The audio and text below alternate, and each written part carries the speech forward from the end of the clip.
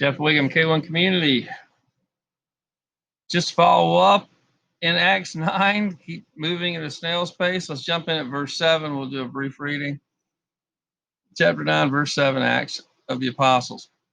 And the men which journeyed with him stood speechless, hearing a voice, but seeing no man. This is about Saul, blinding light, Jesus talking to him, saying, why are you persecuting me?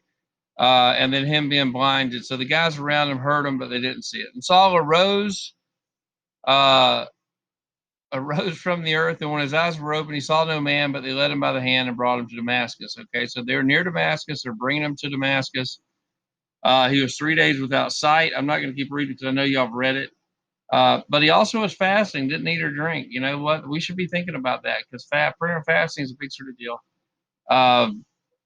But anyway, so at the same time this is happening, there's already a disciple in Damascus named Ananias, and the Lord comes to him in a vision. That's not what it seems like Paul had. Paul had face to face, but Ananias has a vision about going and talking to this Saul dude, and then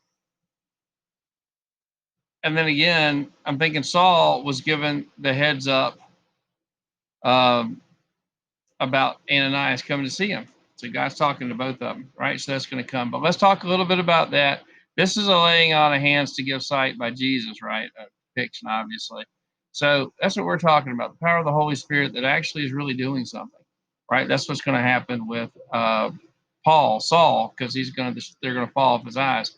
But now we look at some laying on of hands and some of the folks that are doing it, whether it's this dude up here with the fish Dagon hat and the sun wheel of some kind of cross that looks about with a shepherd's thing that is about like a dream catcher. I don't know what it is, putting his hand on some poor child, right? Or Obama. What do you think these guys? This guy's all about murdering children, right? And all kinds of other horrible things, right? There's Obama. They're laying. I don't want any of those hands laid on me. I'll take the Jesus hands. I'm not going to go with the others, and much less these various groups of questionable folks wearing their little rainbow stuff. These are like Episcopalians. These guys appears like a Catholic, right? These other guys, like maybe some Lutheran thrown in there, all dressed up, nothing like the people in Acts, right? Putting hands on stuff, carrying around funky crosses and dressing up in all kinds of weird ways. And let me tell you what, bunch of women doing it. And you know what?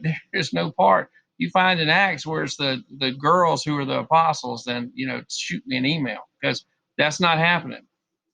But that's sort of what we're pulling out of the first here. So again, we can go back and get an idea of Paul, because now this is all about Paul. Paul's a big deal. Paul, I think we touched on this before. He's got a large history that's coming up. He's writing a lot of books. He's suffering a lot. People were talking smack about him back then, right? They're saying it's going on, but this guy is actually giving his life. He's going down by sailboats. You know what I mean? He's swimming. He's being snake bit. He's got all kinds of other stuff. He's being beaten. He's in jail, right? He's writing letters from jail, right? He's suffering. Man, look at the suffering. Pause and take a look at that. It's huge, right? And so, let me get me off the screen. And you know what? I mean, he's writing letters from prison that we're reading today. And guess what? This dude's fixing to pay the price. He's gonna die for this faith, right? So that's where this Christian life is taking him, and where we're running around with gay flags on a bunch of Dagon weirdos wearing all kinds of fancy stuff to make themselves look good. It's all backwards world. I mean, this is nothing like what Paul is going to do. As a matter of fact, it's probably nothing like the Jews when he was just a Pharisee doing. But anyway, we'll see what verses we get through here. Then Ananias answered, Lord, I've heard many of this man. Again, y'all have read it before. I'm not going to read it. But basically, he's like, Paul, man, I don't want to mess with this dude. He has the prison, the power to throw us in jail. He's persecuting everybody. But God's like, no. He's a chosen vessel. We're going to hear a lot of that. Don't call him bad when I'm calling him good, because I'm changing. We're going to hear this later. Don't call unclean what I've cleaned, right? So we're going to hear a lot of that. And God's like, I'm going to show him what he's got to do, et cetera, et cetera, et cetera. And then Paul gets saved and gets baptized, like the real thing. And that's about it.